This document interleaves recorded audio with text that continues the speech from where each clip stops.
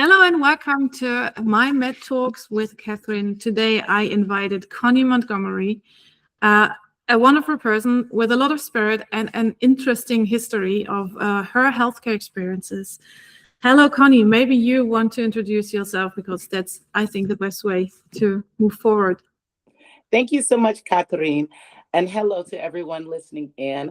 I am Connie Lee Montgomery, a global patient advocate, but most importantly, I am a person living with two rare disorders, Factor VII deficiency, which is a bleeding disorder, and Pemphigus vulgaris, which is an autoimmune disease, and three chronic disorders. Very happy to be here today and to share a little bit about the history of being Gullah Geechee and my family's introduction to medicine.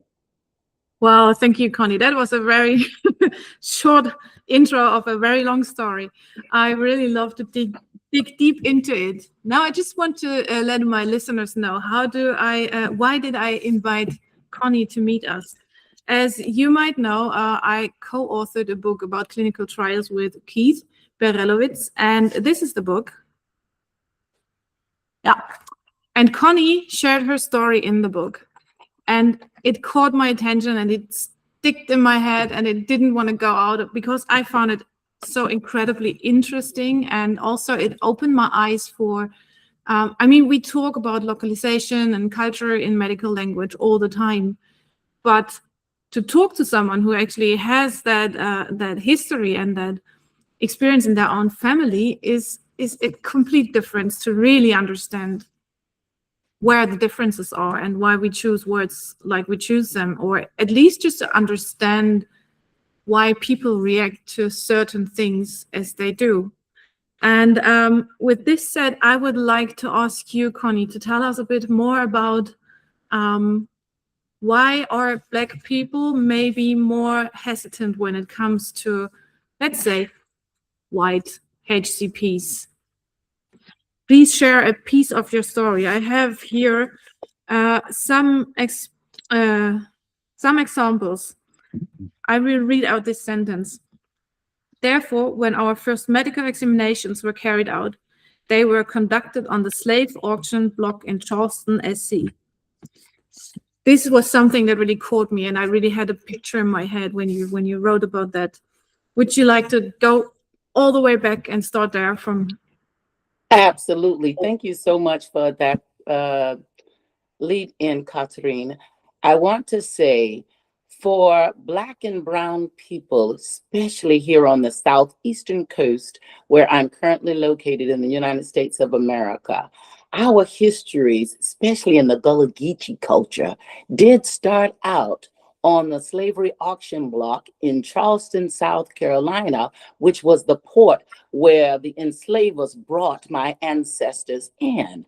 And having us come in at that particular location, and then our first experience with healthcare being poked and prodded and paraded out in front of an entire congregation or a large audience of people with very little garment or clothing on, that was our first introduction to Western medicine and healthcare in the United States.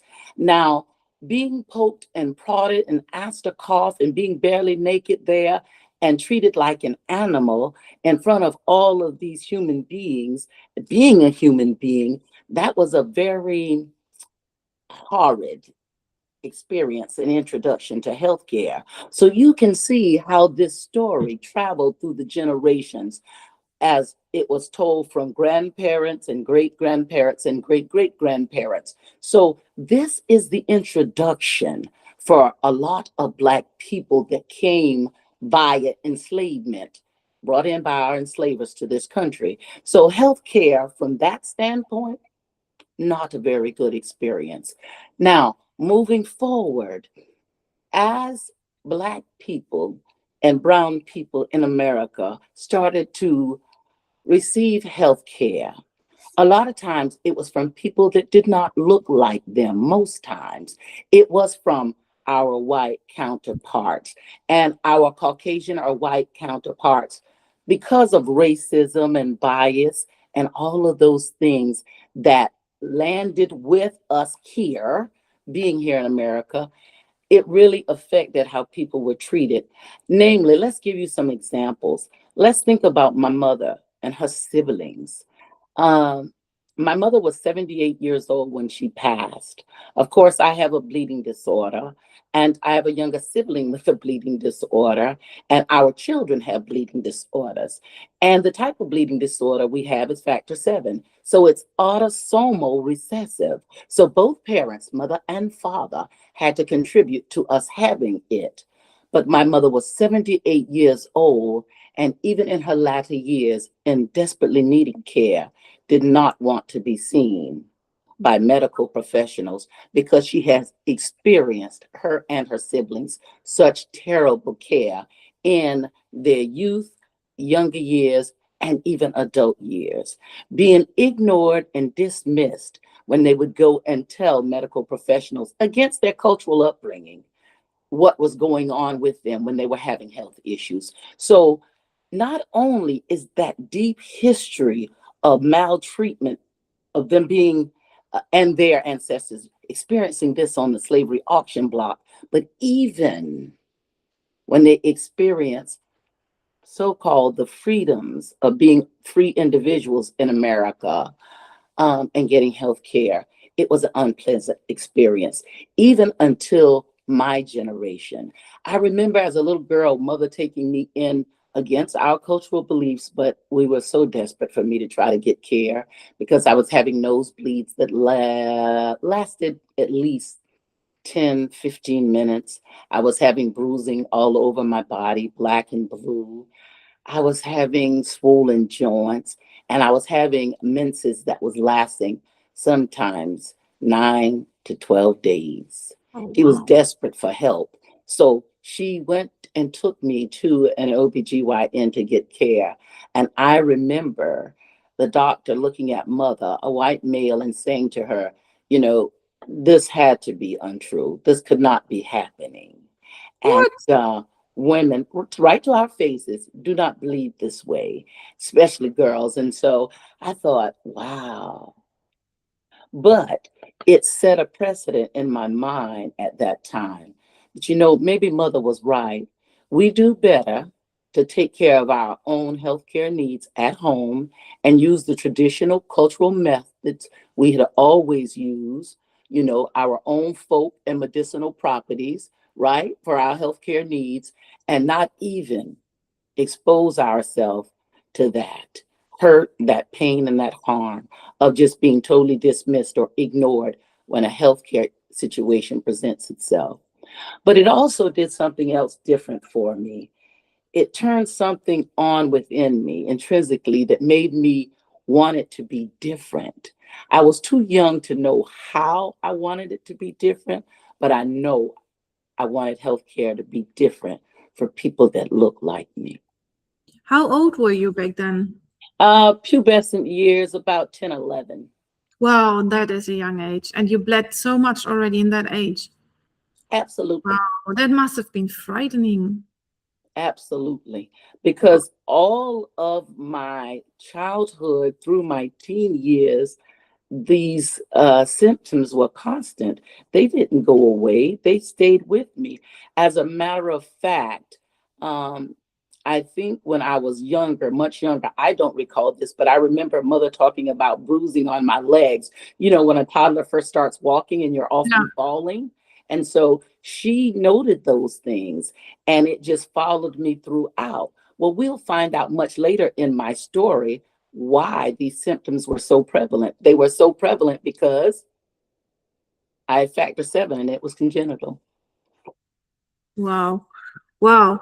It's unbelievable. I guess you have many such stories that are from Black and brown people about doctors not believing them, right? Absolutely. Absolutely. And their lives, our lives hang in the balance because of it. But then it builds up this, why should I trust Western medicine when Western medicine does not even treat me like I'm a human being? Absolutely. Yeah, I completely get that. What year was it when you were 10? I'm sorry, I have to kindly Not, indirect.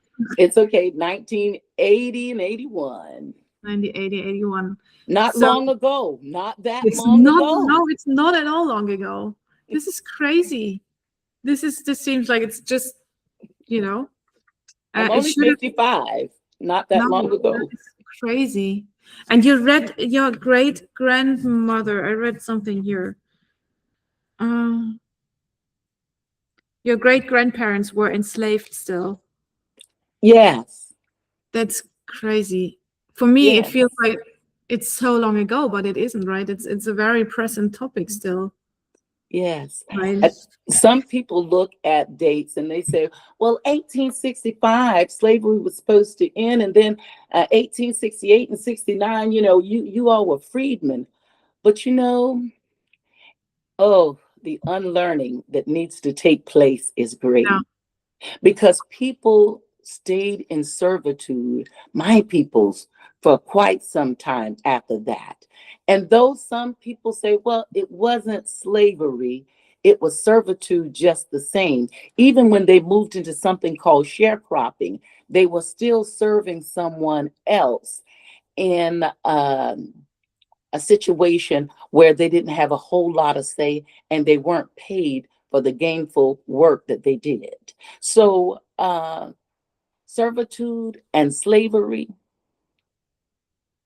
It doesn't end with one, decision, right? You have to change minds, and even though someone says now, the new government says no, this is not legal anymore. The people are used to treating people that way, and they might feel like they have the right to keep them, and I can imagine that they then, this is just something that I imagine right now, is like that they paid them very low money just to say they are not slaves anymore.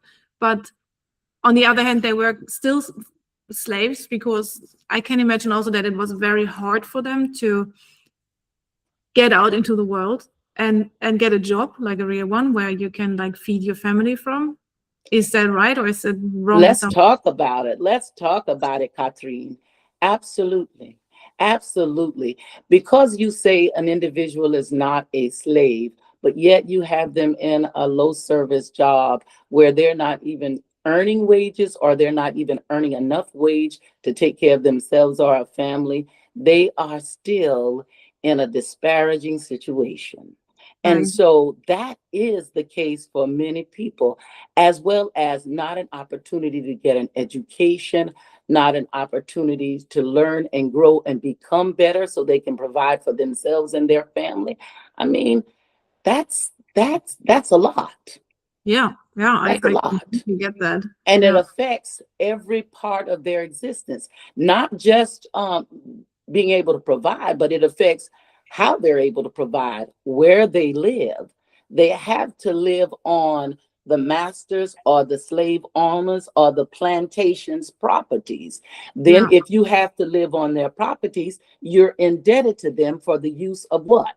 Their facilities. You're buying your meals, your food, your groceries from them. And then that becomes another state of what? Indebtedness. And then, so let's say at the end of the month, or when it's time to pay, there's no earned income. The slave owners, the plantation owners, or the masters can say that you get paid any wages, because why? It's all already owed out, they can say. So Yeah. you never able to build yourself out of that. And then let's say once you get some freedoms for the next generation, and you're able to go out into local communities around the surrounding area, like my mother and her siblings, they decided to leave the plantations. Well, you don't have the education, you don't have the skill set. Where are you going to find a job? How are you going to care for your family? How are you going to get ahead, right? Yeah. So I love to say our Gullah Geechee people are just, oh my goodness, they're such brilliant people, so smart, so clever, so wonderful, because they took the skills which they brought and had learned through the generations from their African ancestry, and they used those skills, whether it was in the skill area of cuisine, cooking, right? Preparing those delicious Southern meals that so many people enjoy even today, right now, today, because they were excellent cooks. whether it was the economy that they helped build up for a lot of white Southerners back in the day by their farming skill sets and their indigo dyeing skill sets. This was all the tools that they brought from West Africa and Africa when they came forcibly on the slave ships. They brought those skill sets with them. Well, those same skills, they used them later in life when they became free men and women to start to develop their own families, our own communities, so that they could provide for the legacies and the generations like myself so that we would have. So I like to say, when people say, well, even Gullah Geechee, that's just a broken language, a broken culture, society, they are not intelligent. Nothing could be farther from the truth. We are so intelligent because we've used the skills that we had to make the best of what we could. And now so many of our legacies and our children have gone on to be educated formally in, predominantly white schools and even historically Black colleges and universities. So I'm very proud of my peoples and what we've accomplished, even though we've come through so much atrocity. But what it has to do with health is a whole lot, because even today, our social determinants of health, right? Where we live, how much money we make, our health literacy, our ability to understand our healthcare situations, all of this is impacted and affected based on where we came from and where we are. That is, wow, thank you. That was a very good speech. I see, of course, this is a very emotional topic. I'm just thinking, at least, we were talking before the call about Sweden and Germany and how things are here, but at least insurances, like health insurances, they are for everyone the same. Especially in Sweden, we are a lot about tolerance and everyone is the same, and all this LGBTQ and everyone, like, this is a very high standard here. Even women and men have to be treated the same way. We don't even have like women toilets and men toilets here in Sweden. It all has to be equal. And I'm very proud to live in a country like that, because this makes it very hard to be racist against anything, anyone. I told you, I experience racism myself as a German all the time. My kids even experience that at school. Being German is also, you have that label, racism that has a lot of faces, unfortunately. And let's talk more about that for a minute. Do you mind? Yeah, no, I think in many cultures, let's talk about it. In the Aboriginal cultures, I sit on some global advisory boards, and I have some friends that have worked in these cultures. And when I hear some of the stories shared about the Aboriginal cultures, I think to myself, these individuals have experienced so much too at the hands of others. And so they may be more hesitant to receive care, as well as so many other cultures, like our Native Americans and our indigenous populations. They too, right? Like Black and African Americans. But when we stop, we pause and we listen to their stories and we hear what they have to say, then hopefully we will start to shape healthcare and ecosystems of care and research differently, because we realize they come to the table of healthcare or a treatment room with all of this, all of this. I would love that. I mean, we have, especially in the clinical trial sphere, we keep having the conversations about patient voice engagement, and that patients are in the process of developing a study right from the beginning, not just at the end, read through and check the box, but right from the beginning. And there it would be extremely important to capture all the different cultures that could be involved, I mean, clinical trials should be for everyone, let's put it this way, in the best scenario. And then everyone should also have some advocate sitting there in the trial design process. So this is something I would wish for. Asians, of course, also. We have so many different cultures in Africa. We have so many different cultures even there. We have Australia. It's a huge continent. There are, even though you have the Aborigines, but within the Aborigines, you have different cultures and different ways of living. And as you said, in New Zealand, I saw Maoris. They lived like, you know, the Kiwis. They were very like, they weren't hesitant at all towards the Kiwis. But then you have the Maoris who are still, you know, not really friendly, or still maybe a little angry when they look back into the history, which I understand, because I think it's very selfish to just go somewhere and be like, yeah, I'm here now, this is my country, and you got to do what I'm going to tell you, you know. The Maorian culture is so rich, and also the Aboriginal culture is so rich and so interesting. And if you ask me, as you said before, those original cultures in all kinds of countries, or continents in the world, they are so much smarter because they often have such a good connection to their spirituality, and they have a connection to nature, which we have lost. You know, it's something that is a big concern for myself. It's like that everything is in the outside. Everything is social media, is internet, is wars, is all this stuff. But who am I? You know, who am I, and where did I come from? This is something that we lose. And as I said, the old cultures, they still have a very good connection to it, right? Right, but that's why it's so important to have those patient insights, like you stated from the beginning, the co-creation, right? And the development of research and clinical processes, and even at patient advisory boards at healthcare and the health hospital systems. It's so important to have the insights from the patients there, because we see life through different lenses, right? We think about even the patient-facing materials that is developed and designed. We think about, okay, is this in layman's terms? Can I understand this? Yeah, I am. As a professional, a retired occupational therapist, and that's the other side of my journey I haven't shared yet. I remembered even when I wanted to become a therapist, being afraid to tell my mother that I wanted to go into healthcare because of how she would receive that information, you know, based on the treatment she had experienced, I had experienced, and all the generations before us. But I knew I wanted to be a helper. And that's where I ended up becoming an occupational therapist and a helper in healthcare, so that I can help make things different for people that look like me, that came to get care.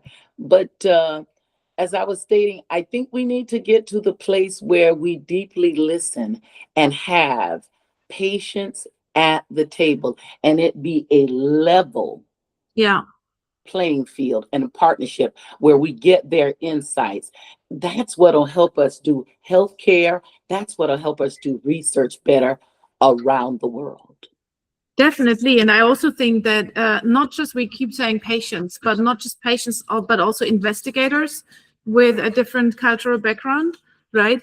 It's you have more sides of the coin than just the patient side. And I think this could be really complementary if you have all cultures and all also like stakeholders, you know.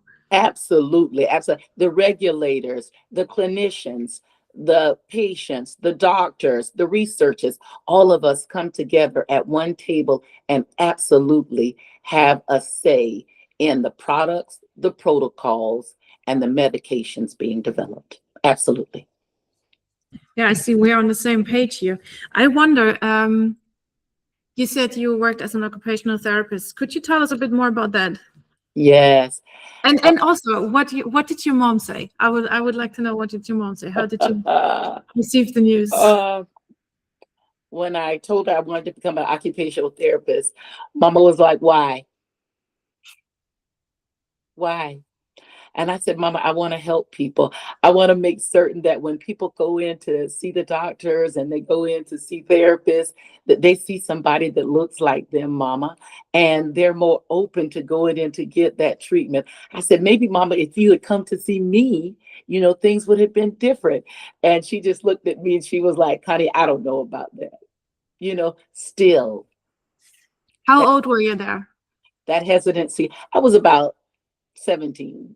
17. So almost adult. by almost law. an adult. Yeah, But yeah. what's interesting, even when I was an adult and I was grown and I wrote this book, I made certain the book did not come out. You're not just a number putting care back into healthcare. I made certain I did not even release that book until mother had passed away. Oh, wow. That's Wow. the kind of intrinsic, I don't know what it's called. My mother, love her, love her, love her, still love, love, love, current tense, love her. um Her belief systems and everything shaped my trajectory in life and the things that I do, and even how I do them today. I'm careful with even how I talk about the Gullah Geechee culture because my mother heavily identified with that culture, and I want to bring honor to it because I want to always bring honor to my mother. Oh, I'm sure she would be extremely proud of you, even though you're an occupational therapist. And even though I'm telling the family business, I'm putting the family business on the boulevard. Yeah, maybe she doesn't know that it's needed, but she would still be proud of you, you know. I'm sure about that. Do you all have that saying, what happens in the family stays in the family? Yeah, I read that. I even underlined it here because it's something that is very traditional also in our culture, or at least in our family. My grandmother was the same. She would never tell anyone, which is like a family business thing. So keep quiet, don't. And these days with social media, it's like the complete opposite, right? Everybody just bursts everything out. Here, I'm just sitting on the toilet and eating my porridge. Please, this is what it feels like these days. Right. So you studied occupational therapy and you went into the job. Did you practice it? Yes, I did for absolutely for 13 years. And I've just really been blessed because I've had an opportunity to practice here in the Americas as well as abroad, in Germany. And so I've really been blessed, but I've also learned a lot. And most of what I learned, I would have to say, wasn't from the Medical University of South Carolina, where I matriculated and graduated, but I learned a lot on the job Yeah, from that's good. people. Did you feel like you made the difference you wanted to make? This was your call, at least. This was the main reason why you wanted to start this job. I do. In some cases, I do. I do. But I think becoming ill and then needing services myself and then seeing myself in another way serving has been a greater benefit. You know, I'm having the opportunity to chat with you, someone I would have never met possibly if I was not vocal and shared my advocacy story. So far, I've been blessed to share it around the globe. You know, most recently, I've had the opportunity to speak in Portugal, the Netherlands, the United Kingdom, you name Wow. it. Wow, amazing. Yeah, I will get to that a little later on. I'm going through the story here. It's just Ligia, Angela, have you read that story, or have you got the book? Yeah, it's fascinating, really. I think I read it now 5 or 6 times. It's just really because I feel you. You know, you're a blessed writer as well. Yeah, here we have it. I underlined. What happens in the home stays in the home. Your mother said that. You said also, my mother had experienced being misunderstood, ignored, put down, and told she was lying by people in healthcare. Well, we talked about that before. But in context to you and your bleeding disorders. Now, you said that your mom must have had those bleeding disorders as well. How did she cope with that without any, do you know? Yes, I do. In the Gullah Geechee culture, we are very strong people. We are very resilient people.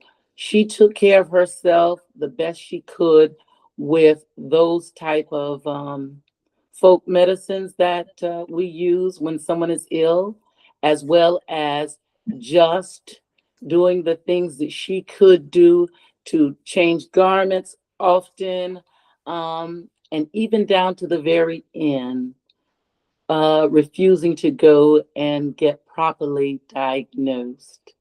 Um, And I totally understand that from her perspective, because on one of the last days, this is a hard story for me to share. On one of the last days of her life, when things got pretty tough, uh, had to take her to the hospital because she was in such a health state where she couldn't stay there at the house. She needed to get care. And I remember the long wait we had in the ER. The emergency room was so long that my mother had soiled herself. Oh God. She looked up at me and she said to me, I told you this was not a place I wanted to come. Oh God. And this is why. Well, at that moment, I became livid. I went to the front desk where the greeter was in the ER, and I said, you can ring the bell now. I'm going to speak with the head of the ER department for this evening, and my mother will be carried to the back. She has just lost her dignity in this ER room, and we can't ever get that back. All right. Yeah, I hear you. And what happened then?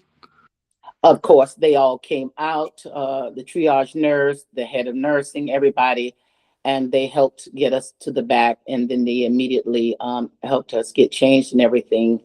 And she was seen. But I became a member of that particular hospital's PFAC, Patient and Family Advisory Council, to make different and change. Wow. Wow. You seem to have a lot of, I don't know how you cope with all this. You have so many things on your agenda when I just look, just in those few pages you read for me, or us.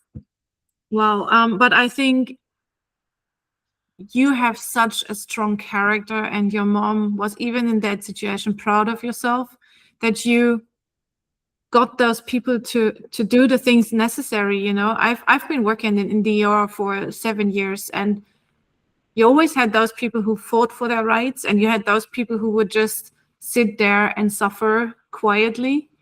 And sometimes we didn't see it, you know. When I saw it, of course I took them in.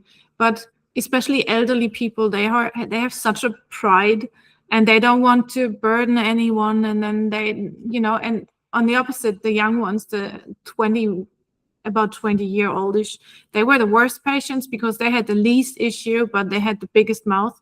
And so you could kind of say those ones who can scream still at you, they are the ones who need to wait the longest, and the quiet ones, you have to catch them. And I'm very sure that your mom was very grateful and proud of you that you became the woman you are thanks to your mother, right? Absolutely. And this is just a mirroring of her own dignity she had, and also her strength she had when she looks at you. I'm sure about that. Thank you, Catherine. Thank you. Oh, it's true. It's what I think. All right. Let's move to this accident you had when you were 35, right? Yes. Changed everything for you. Tell us about it. En route to Charleston, South Carolina one day, I was going down the rural back roads of a small town called King Street, South Carolina. And en route, there were some teens, you know, just young teenagers being teenagers. We were on a 2-lane highway, and they came into my lane with the music blaring and just having a good time. And I swerved to miss them and turned my wheel and ended up in a canal ditch with the front end of my car so very close to the concrete boulder in that ditch. It's just amazing that I'm still here. So I often say, I refer to that car vehicular accident as the blessing in disguise, because it was from that car accident that I learned that I had all of the things that I listed in the initial part of this podcast, which was the Factor VII deficiency, a bleeding disorder, the Pemphigus vulgaris, of course, the diabetes, hypertension, and chronic kidney disease. I learned all of that during that hospital stay. But here's the most important part of that story. I learned it for one reason. I truly believe. Yes, I'm a faith believer. I believe in God, but I learned it too because I had a physician, an ER doctor, I'll never forget him, Dr. Richmond, that was attentive, attuned to what was going on with me, and that listened. And he did not mind reaching out to a hematologist for a consult. He did not mind going the extra mile to find out why wasn't I stopped bleeding after the car accident. He did his due diligence, and that made the difference in my care. And then when he didn't understand something, Dr. Richmond would come back into that room, question and ask me all types of questions about my life up until that age, even my terrible gestational period and pregnancies of carrying my children. He asked about all of that. So he got the information he needed, did several tests, and went through a lot of testing with this hematologist. And I think a week and a half later, I had my diagnoses, I had the information that I needed, and I was a bit depressed, but I had the information.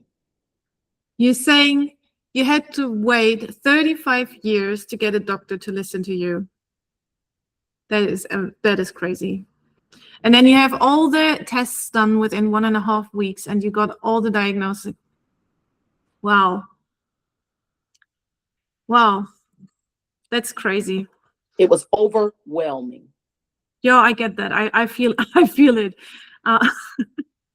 I mean, I get it. You must have been devastated by all the diagnoses, by all the lists, by the list of diagnoses, and then 2 rare diseases. I mean, come on, what is the chance of that?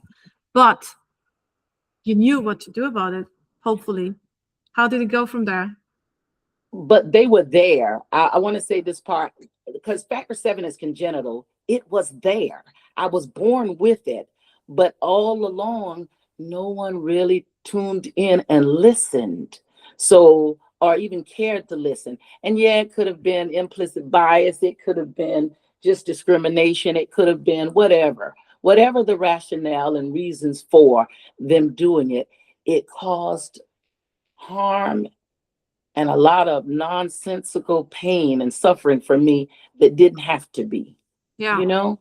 And so I think myself and a lot of people, sadly, live that way.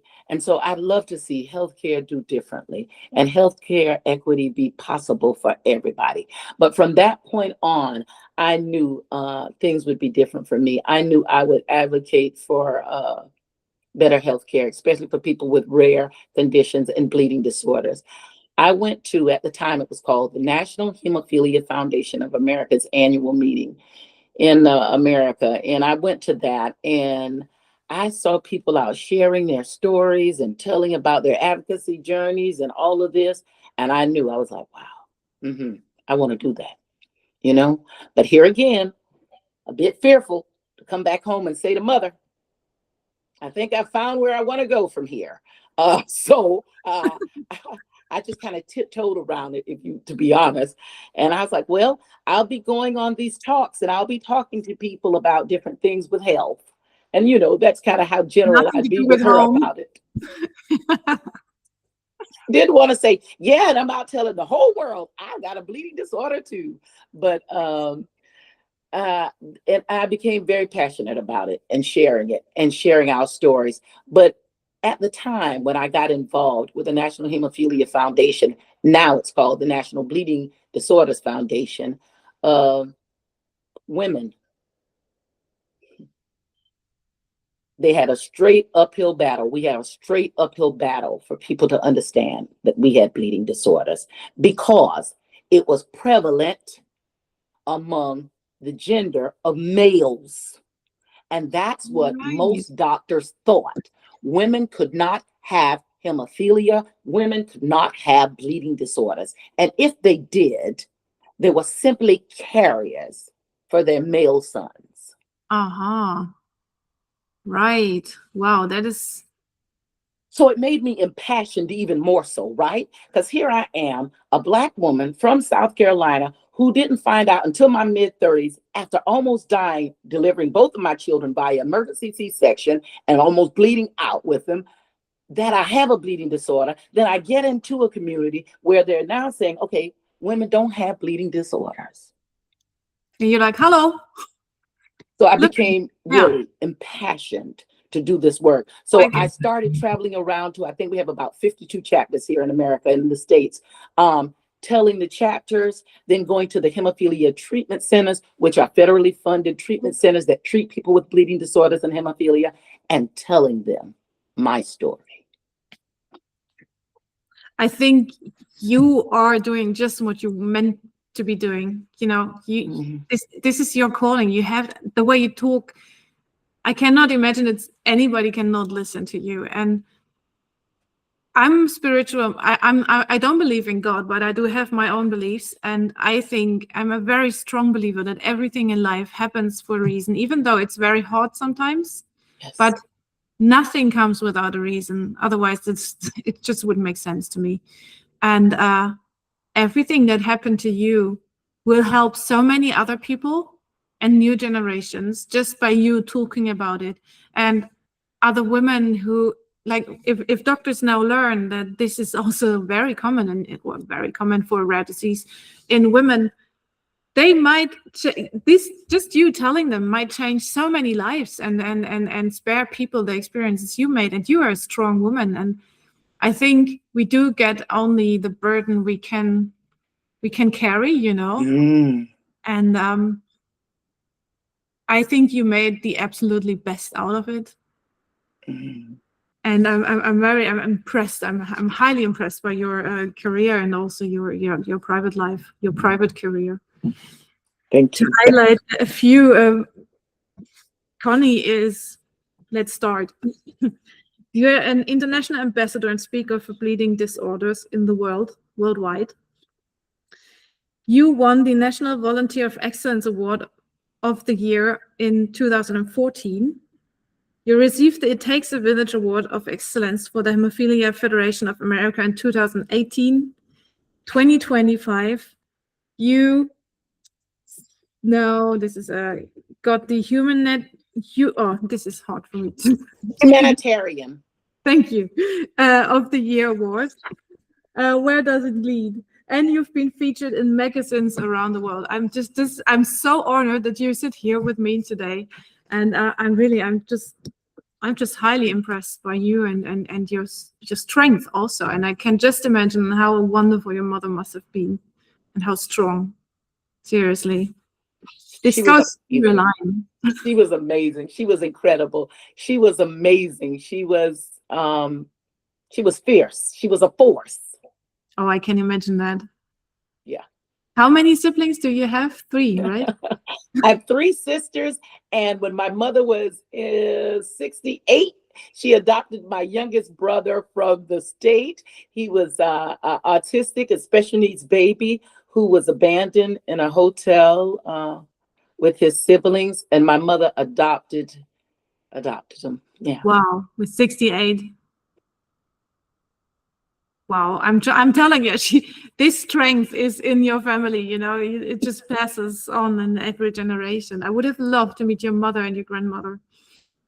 You can only be a very strong person to go through all this, you know. Your grandmother, your mother. I'm very sure they didn't have an easy life. And yeah, thank you for sharing all this with us, Connie. You are quite welcome, and it has been an honor to sit and talk with you and share with you, and then hear your experiences too. See, I believe, Catherine, we grow from listening to each other. Definitely. We should do that way more often, right? Like, really listen to the stories. If you could wish for 3 things to happen from this talk on, what would it be? Number 1, that people would see that people are simply that, people. And we are so much more alike than we could ever be different. We all want to have a fairly decent, good life. We all want good health. We all want positive experiences. And we all have had some type of harm. That's number 1. Number 2, healthcare equity is non-negotiable. I don't care who you are, where you're from, what is your gender, what your history has been. Healthcare equity and fairness is non-negotiable for all. Everybody deserves treatment and care, comprehensive care. Number 3, open your minds and your hearts to things that may be challenging and even a bit different from that you know, such as research and clinical trials. Because if we are represented in those spaces, then we make a difference, we make things valid, and the science is accurate. So participate. Thank you, Connie. That was very strong. Thank you so much. You're welcome. You're welcome. Thank you. Ligia, Angelo, do you have any comments or questions? I actually do. We're going through the family business still, I'm sorry, but I was wondering how your sisters and your extended family reacted to your diagnosis, your children, if they also carried the genes. How was it for your family? Very good question. Thank you so much, Ligia, for that question.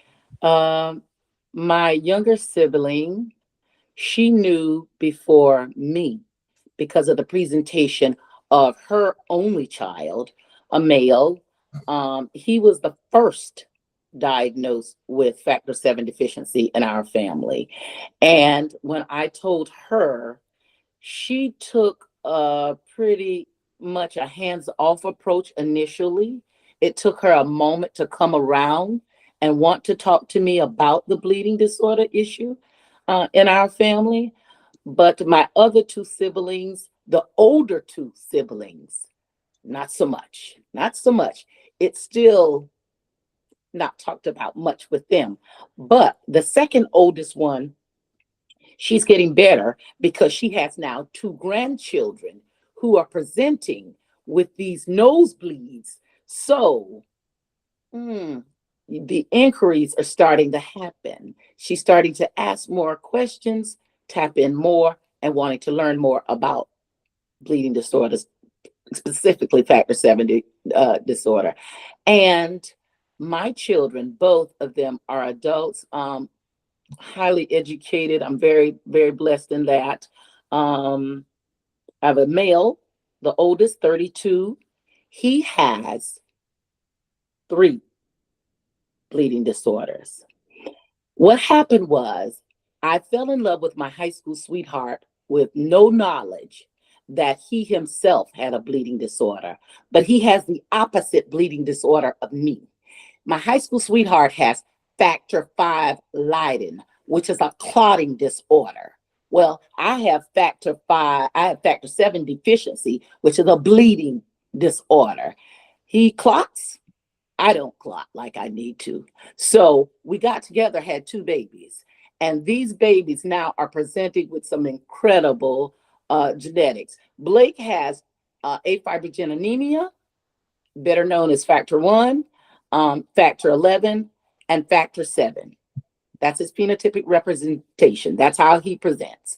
My daughter, Connor, she presents with traits from Factor V Leiden from the father side, but also Factor VII deficiency from my side. So her menses are a nightmare, okay? They are a nightmare. But thanks to her father's clotting ability, she's able to survive it and doesn't present with as much bleeding as her mother, who is a moderate bleeder. So it goes on and on. Wow. And my children are advocates and very involved. My daughter, Connor, is the national manager for the American Liver Foundation and an adjunct professor. My daughter, Blake, has 3 degrees and is in the library sciences services at the Coastal Carolina University. Wow, I'm telling you, there is so much strength in your family that so enough, impressive. isn't it, right? Yeah. What a coincidence also that you meet your husband with that Factor V, right? It's like both are so rare. I'm 1 in 300,000 to 500,000, and I cannot remember his specific results. But yeah, he's rare. Wow. Just wow.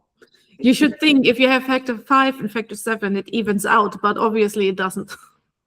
Would be too nice, wouldn't it? Easy. Maybe your kids, but your kids must be with this rare combination of diseases. Are they a one of a kind patient then? I can't imagine that you have that often. Well, we travel every year to a couple of bleeding disorders conferences, and you would be surprised. There are some other rares out there very similar to both of them. Interesting. It's like you're drawn to each other, right? Maybe something made you meet, you and your lovers. I wonder too, as this is also a MedTalk, a medical talk, we want to talk also a bit about diseases. Now we are almost done, but let me give you one more question. How do you treat that factor 7 disease? I'm guessing there is something to help you when you bleed. Yes, there is. Back in the old days, there used to just be the cryoprecipitate and whole blood, but you all know well the atrocities experienced in my generation. Thank you, Lord, I missed it with that. So many have passed on and gone on, an entire generation of peoples that received medicine for their bleeding disorder, mainly hemophiliacs, have died. So often people know the name Ryan White because he did so much work, and as well as Ricky Ray, but they both ended up with HIV from the medicines they took to prevent or help them live a better quality of life with hemophilia and their bleeding disorders. However, it killed them, like so many people in the United States as well as in the UK. But thank goodness now we have safe blood supply and medication production. So many of us at this point are on prophylactic medicine, which didn't exist years ago, where it's, intravenously supplied to us. The little medicine comes from a vial into our vein, and we no longer even have to mix it. It's already mixed for us, and we just place it in the vein, and it goes into the body, and it helps our blood clot the way it's supposed to. Do you do that weekly, daily, monthly? How do you do that? Now, it depends on the severity of the person. I'm a moderate, as I shared with you earlier. So I may get by with 2 to 3 times a week. Someone else who's a severe may be several times a day. Someone else who's mild may not have to at all unless they're in a car accident or something happens to them. See, this is what I remember from the ER, that we had patients with bleeding disorders, and they got the intravenous injection with the clotting antibodies. But did you learn this in the ER? I say it everywhere I go around the world. For factor 7 deficiency, please just don't look at our factor 7 assay levels and determine what medications we need. You have to listen closely and get the symptomology to make certain that the levels is right, because your phenotypic representation is really what says how much medication is going to be best for you, not just your factor assay level, not just your levels, but how you present, because all of us are individual and we bleed differently. I don't know. I was just a nurse giving the stuff, the doctors did talk to the laboratories where they got the medication from, the infusions from. So I can't remember really how they handled it, but it's interesting. I will ask my old colleagues how they handle it. And it's been also 4 or 5 years ago now. And you said that the new medication, the preventive medication, is just a few years on the market now. Right. So, I might have not known those medications at all back in those days. And it was rare. Obviously, it's a rare disease, so we didn't have it that often. Right.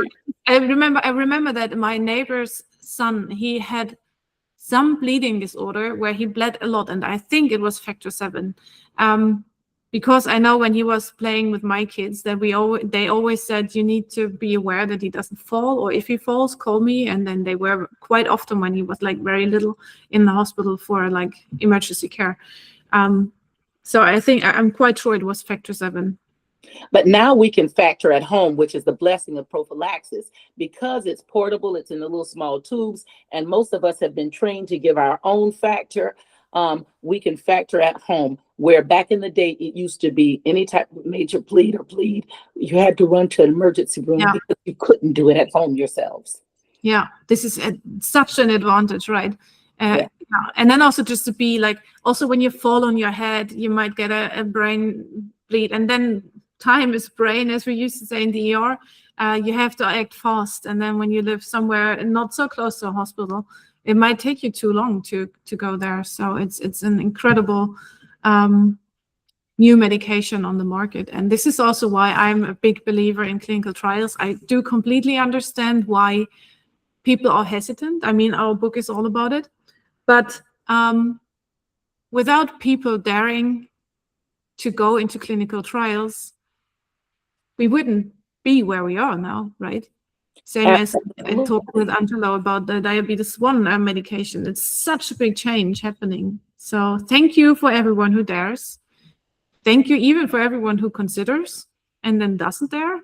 Or dare is maybe the wrong word, but it does need some, how do you say, strength or some bravery to go into the unknown, right? Right, but we have to have them. You know, I just think I have 11 aunts and uncles. All of them are deceased now. Might some of them have been alive, right? Think about it. If they hadn't experienced the atrocities of Western medicine the way they did, maybe they would have been alive if they had been a part of a clinical trial or had the care that they need, and they weren't exploited through research like so many Black people, like in the Henrietta Lacks story and the syphilis study and all of those other things. Maybe if they trusted Western medicine, maybe I would have a living grandparent. I'm only 55 years old, and I have no living grandparents or maternal or paternal, mother or father side, no living aunts and uncles. I mean, a whole generation of people could have possibly been. So when I speak to people about the importance of clinical trials, I'm saying it, from a personal reason, but also from a professional scientific reason. I know that these advances can be helpful, you know, to change the course of somebody's life. Exactly. Just as you talking about it, everything has an impact, right? Yes. Angelo, do you have any questions, comments before we close the call? I did not ask you before. Yes, actually I do. I mean, I was just thinking here, and I just want to tell Connie, thank you so much. I feel really blessed to be sitting here, hearing you speak, and I could sit here all day actually, because I mean there are so many stories, and so much of what you said sounds so familiar to us here in Brazil. We've been through a lot here too, in terms of slavery and all that, and we've been impacted, and we're still impacted by that. I mean, seeing society still struggling with that, you know, to try and move on. And for all of us, I mean, despite the color of my skin, I mean, we've been really mixed up here in terms of ethnicities. So although I look a little white, I mean, I have, like, my great grandmother, she was Black and she was enslaved too. So it touches so deeply, you know, this topic. And it sounds amazing that in 2026 we're still struggling with this, you know. I mean, It's amazing. And I am, coincidentally, I am 55 as well, just like you. I was born in 71. And it seems almost surreal that we are still seeing that. We're still living through that.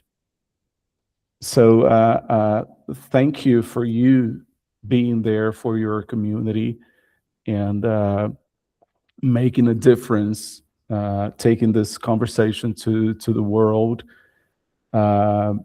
especially in terms of healthcare.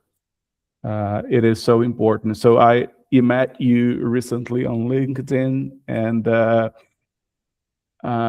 I'm really glad that we're sharing this room here together. So thank you, Connie. Angelo, thank you. That just washed over me like a warm blanket. Thank you.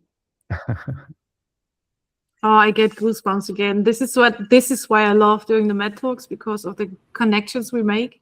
You know, Angelo has been in almost every MedTalk so far, and it's just so wonderful to bring people together and learn from each other. As you said before, Connie, we need to talk and listen, and then we can make a change, right? Absolutely. Connie, I want to thank you again for taking the time here. Angelo, Ligia, thank you for being here live. It's always nice to have some listeners live. Thank you for having us. Thank you. I wish you all. It was a pleasure. Sorry.